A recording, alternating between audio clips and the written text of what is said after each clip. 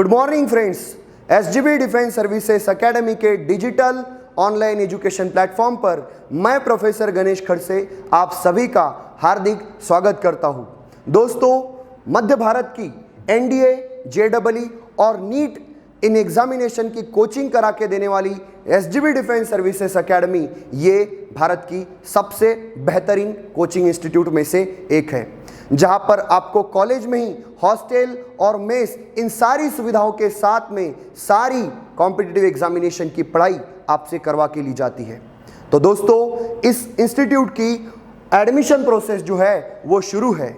जो भी बच्चे 10वीं कक्षा की एग्जामिनेशन दे चुके हैं वो 11वीं और 12वीं कक्षा के लिए एसजीबी डिफेंस सर्विसेज एकेडमी में एडमिशन्स ले सकते हैं। तो दोस्तों, आज के इस ऑनलाइन एजुकेशन प्लेटफॉर्म पे मैं गणेश खड़से आपको क्या पढ़ाने वाला हूं और हमें आज का जो टॉपिक या फिर सब्जेक्ट मैं आपको पढ़ाऊंगा इसका एनडीए एग्जामिनेशन में क्या रिलेशन है, ये सारी चीजें आज हम डिटेल में इस इंट्रोडक्टरी लेक्चर में समझेंगे।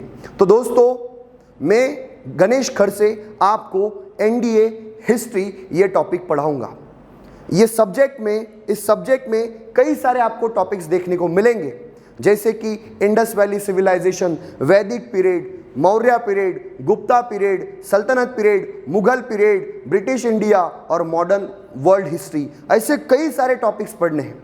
बट सर, बहुत सारे बच्चे ऐसा सोचते हैं कि सर हमारा एनडीए कैसे हो पाएगा, एनडीए में इतने सारे सब्जेक्ट्स हैं, उसको हम प्रिपेयर कर पाएंगे कि नहीं, और ऊपर से सर एनडीए में तो हिस्ट्री जैसा बहुत ही बोरिंग लगने वाला सब्जेक्ट हमें पढ़ाया जाएगा, तो सर ये सारी चीज़ें एट अ टाइम हमसे हो पाएगी कि नहीं, ऐसा बहुत बच्चे मन में स्ट्रेस लेकर बैठ जाते हैं। बट दोस्तों, आपको मैं हिस्ट्री पढ़ाने वाला हूँ, इसीलिए आप टेंशन लेने की आपने कोई चिंता नहीं करनी है। क्यों? क्योंकि हिस्ट्री एज अ सब्जेक्ट नहीं पढ़ना है, हमें एज अ स्टोरी करके पढ़ना है। क्या है इस सब्जेक्ट में, इसको भी मैं आपको डिटेल में समझाऊंगा, और ऐसे समझाऊंगा ऐसे सिंपल शब्दों में कि जो कि आपको रटने की जरूरत नहीं पड़ेगी, सीधा आपके दिमाग में अंदर वो स्टोर हो जाएगा परमानेंटली। लॉजिक के आधार पर, तर्कों के आधार पर अगर इतिहास को समझा जाए तो ये बोरिंग सब्जेक्ट नहीं है दोस्तों, ये बड़ा ही इंटरेस्टिंग सब्जेक्ट है। क्यों? क्योंकि इस सब्जेक्ट से हमें भारत के महानता की बात पता चलती है। ये इतिहास मतलब एक कहानी है, काहे कि ये कहानी है भारत के गौरवपूर्ण इतिहास की, ये कहानी है भारत के महानता की, ये कोई सब्जेक्ट नहीं है। और भारत की महानता को समझते समझते इस महानता से जुड़े हुए क्वेश्चन एनडीए में आएंगे, और डेफिनेटली मुझे गारंटी है कि आप सारे सवालों के जवाब एनडीए एग्जामिनेशन में दे पाओगे। तो दोस्तों, हमारा एनडीए का जो सब्जेक्ट है एनडीए हिस्ट्री, इसका और एग्जामिनेशन का क्या रिलेशन है? तो एनडीए एग्जामिनेशन का टोटल पेपर रहता है आपका 900 मार्क्स का, जिसमें से पहला पेपर होता है 300 मार्क्स के लिए, वो होता है मैथमेटिक्स का। बाकी बचे 600 मार्क्स, इसके लिए एक सेपरेट पेपर होता है जिसका नाम है गैट, जनरल एबिलिटी टेस्ट। और ये गैट का सब्जेक्ट जो है ये 3 पार्ट में डिवाइड होता है। जैसे कि पहले पार्ट में आपको इंग्लिश ग्रामर से जुड़े हुए 200 मार्क्स के क्वेश्चन आते हैं। दूसरे पार्ट में आपको फिजिक्स, केमिस्ट्री और बायोलॉजी, इन 3 सब्जेक्ट से जुड़े हुए 200 मार्क्स के क्वेश्चन पूछे जाते हैं। और तीसरा जो सी सेक्शन है, जो कि हमारे सब्जेक्ट से जुड़ता है, वो है आपका एनडीए हिस्ट्री, एनडीए पॉलिटी और एनडीए ज्योग्राफी। इन 3 सब्जेक्ट को मिलाकर यहाँ पे भी 200 मार्क्स के क्वेश्चन पूछे जाते हैं। तो दोस्तों, एक्चुअली ये तीनों भी सब्जेक्ट मैं ही पढ़ाऊंगा, हिस्ट्री, ज्योग्राफी और पॉलिटी। बट सर, आज हम जो टॉपिक शुरू करेंगे वो है हिस्ट्री का। तो दोस्तों, ये हिस्ट्री का गैट पेपर का सी सेक्शन, इस पे टॉपिक्स क्या है एनडीए हिस्ट्री के? तो पहला टॉपिक है a broad survey of Indian history with emphasis on culture and civilisation. आज जो भारत में हम देखते हैं, भारत का समाज, भारत का राजतंत्र, भारत की अर्थव्यवस्था या फिर भारत के अलग अलग धर्म, इन सारे एस्पेक्ट में, इन सारे मुद्दों पर इतिहास का क्या प्रभाव है, इसका क्या परिणाम है, ये सब हमें जानना है। दोस्तों, इसमें हम देखेंगे कि भारत में एक सिंधु सभ्यता करके एक सिविलाइजेशन हुआ, उस सिविलाइजेशन की महानतम बातें हम जानेंगे। साथ ही साथ वैदिक पीरियड में एक चरवाहा समाज, भटका हुआ समाज, कैसे आयरन की खोज के कारण डेवलपमेंट्स के एक नए चरम पर पहुंच जाता है। इसी के साथ साथ समाज में जो बदलाव हुए, उन समाज में बदलाव लाने के लिए समय के अनुसार समाज को बदलना चाहिए, और उस समाज को बदलवाने के लिए किसी ना किसी व्यक्ति को सामने आकर लोगों को बताना पड़ता है कि आप भी अभी बदलो, पुराने विचारों को पीछे छोड़ दो। इस प्रकार के बदलाव के लिए हमारे देश में बुद्धिज्म और जैनिज्म जैसी शाखाओं का और नई फिलॉसफी का जन्म हुआ है। वो फिलॉसफी भी हमें समझनी है। साथ ही साथ दोस्तों, बस इतना ही नहीं, आगे हमने देखा कि सर इस दुनिया का, इस भारत भूमि का एक महान सम्राट जिसका नाम था अशोक, वो भी हम यहाँ पर समझेंगे। वो कौन सी बात है जो अशोक को महान बनाती है, वो हमें समझना है। साथ ही साथ गुप्ता डायनेस्टी जिसको गोल्डन एज कहा जाता है, तो गोल्ड जैसा उस पीरियड में क्या हुआ, ये भी हम समझेंगे स्टोरी के आधार पे। साथ ही साथ हर्षवर्धन जिसके पीरियड में हुएनसांग जैसा चाइनीज ट्रैवलर उसका वर्णन गाता गाता चाइना से भारत में आता है, तो वो क्यों आता है, हर्षवर्धन ने ऐसे महान क्या काम किए। साथ ही साथ इस भारत की भूमि ने एक अंधकार का युग भी देखा है जिसको फ्यूडलिज्म कहा जाता है। तो 6th सेंचुरी कॉमन एरा से 12th सेंचुरी कॉमन एरा तक ये अंधकार का जो युग है, इस अंधकार में भी हमने एक दिया जलाया और उस दिए का प्रकाश फिर से चारों दिशाओं में फैलने लग गया। उससे भारत में सल्तनत पीरियड आया, सल्तनत पीरियड के बाद मुगल पीरियड आया। और सर इस पीरियड में भी कई सारे परिवर्तन हुए, कई सारे अच्छे काम भी हुए, कई सारी बुरी घटनाएं भी हुई। लेकिन सर जिस प्रकार से आज हम व्हाट्सएप और फेसबुक की दुनिया में उन घटनाओं को समझते हैं, वो उस प्रकार की नहीं है। उसका ट्रुथ क्या है, उसका सत्य क्या है, उस सत्य की जड़ तक हमें पहुंचना है और वही हम इतिहास में जानेंगे, तर्कों के आधार पे, एविडेंसेस के आधार पे। कोई बनी बनाई इतिहास नहीं पढ़ेंगे हम, हमारे विवेक बुद्धि को जो समझ में आएगा वैसा इतिहास हम यहाँ पर पढ़ने वाले हैं दोस्तों। उसके बाद हम देखते हैं शिवाजी महाराज का पीरियड। छत्रपति शिवाजी महाराज ने महाराष्ट्र को एक नया स्वाभिमान दिया, महाराष्ट्र को एक नई पहचान दी और उस व्यक्ति ने, एक छोटे से व्यक्ति ने इस महाराष्ट्र का नाम पूरे दुनिया में रोशन कर दिया। वो व्यक्तित्व कैसा था, क्या थी उनकी काम करने की पद्धति, कैसे वो समाज को देखते थे, कैसे वो महिलाओं को देखते थे, कैसे वो आर्मी में उन्होंने क्या क्या चेंजेस किए और कैसे उन्होंने अपना खुद का राज्याभिषेक किया। सर सामान्य सी बात नहीं है, कोई एक आम व्यक्ति एक बादशाह बन जाता है, सम्राट बन जाता है। वही शिवाजी महाराज के जीवनी में हुआ है। वो महान बातें हमें इस इतिहास में जाननी है। उसके बाद हम देखते हैं कि सर यूरोपियन कंट्रीज में से कुछ कंपनियां भारत में सामान बेचने के लिए आई, तराजू लेकर भारत में आई सामान बेचने के लिए। और तराजू के साथ साथ पैसे का व्यवहार तो जान ही लिया, साथ ही साथ इस भारत के भूमि की, इस भारत के राजाओं की जो आपस में लड़ाइयाँ हो रही थी, उन सारे लड़ाइयों का फायदा उठाकर ब्रिटिशों ने भारत पर 200 साल तक राज किया। लेकिन सर ब्रिटिशर्स ने भारत पर रूल किया है, इसके पीछे के रीजंस क्या थे, क्यों हमारा देश गुलाम बना, ये हमें जानना आवश्यक है। आज आप एनडीए एग्जामिनेशन के बाद में यूपीएससी, एमपीएससी जैसे कई सारे एग्जामिनेशंस आपके सामने आएंगे और वो सारी एग्जामिनेशन की अगर आपको तैयारी करनी है तो दोस्तों भारत का इतिहास समझना आपके लिए बहुत आवश्यक है। क्यों? क्योंकि आज के भारत का वर्तमान का दृश्य हमें भारत के इतिहास से, भारत के भूतकाल से पता चलता है। इसीलिए आप एग्जाम कोई भी हो, यूपीएससी, एनडीए हो, एमपीएससी हो, यूपीएससी आईएएस की एग्जाम हो या फिर कोई भी एंट्रेंस एग्जाम हो, उन सारी एग्जामिनेशन में इतिहास, भूगोल और पॉलिटिकल साइंस मतलब नागरिक शास्त्र, ये सारे के सारे सब्जेक्ट आपको पढ़ने पड़ती है। क्यों?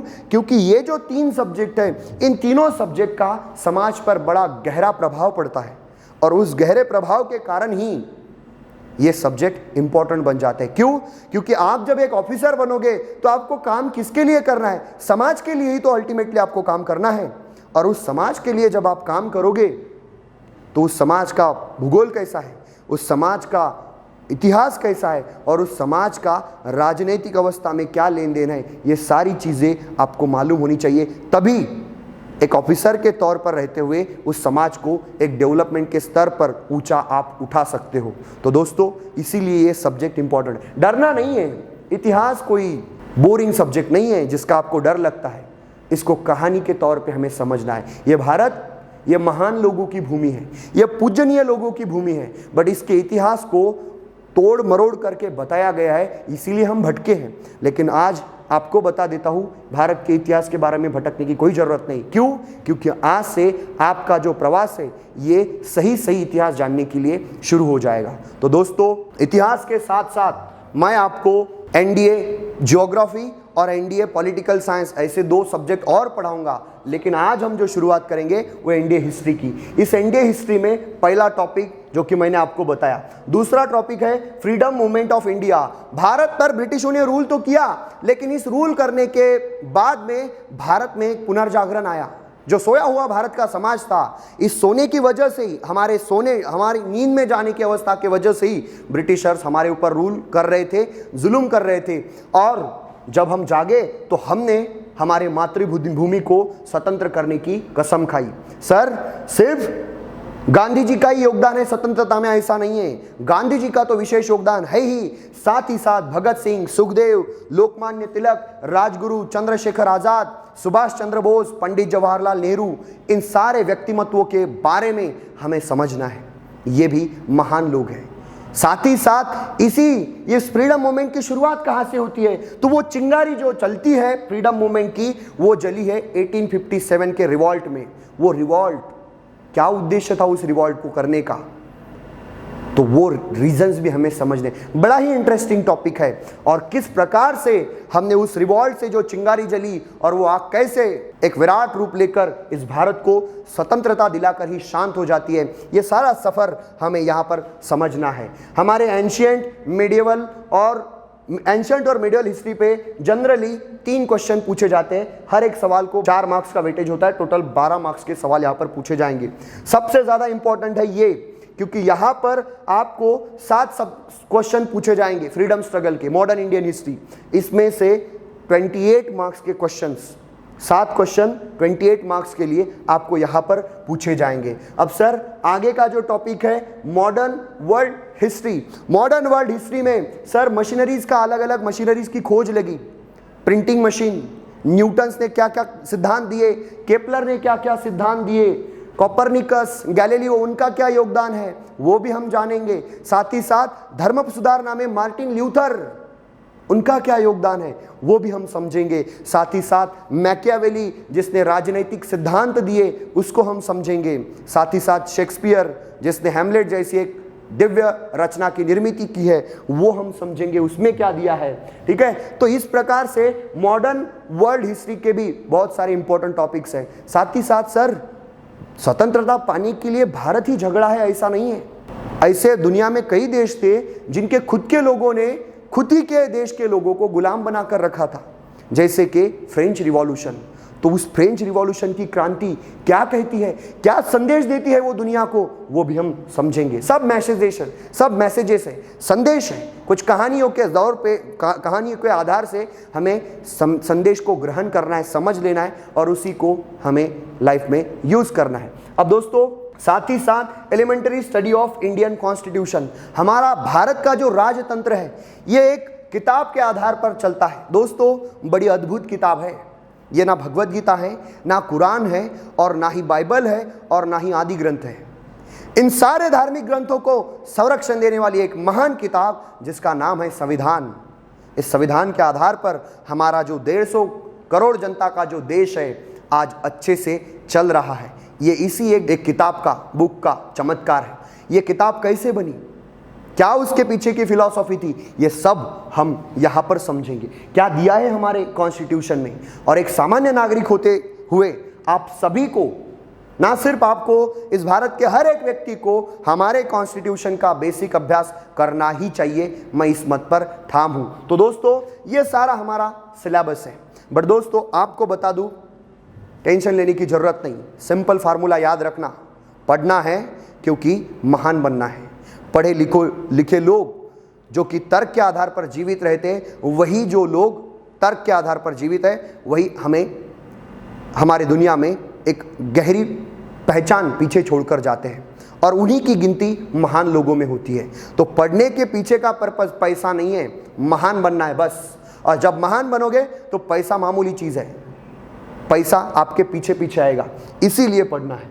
तो दोस्तों, टेंशन लेने की कोई ज़रूरत नहीं। इतिहास मतलब बोरिंग सब्जेक्ट नहीं है। इतिहास मतलब भारत के महान बनने की गाथा है, और इसको हमें स्टोरी के आधार पर समझना है। और स्टोरी के आधार से ही हमें थोड़े थोड़े मैसेज के आधार पर समझना है कि सर, हमारा जो आज का भारत है वो किस प्रकार से महान बना। इस महानता के प्रवास में कई सारे चढ़ाव और उतार भी आए हैं, लेकिन इस चढ़ाव और उतार की जर्नी में वो उतार क्यों आए और चढ़ाव क्यों आए, ये हमें समझना है।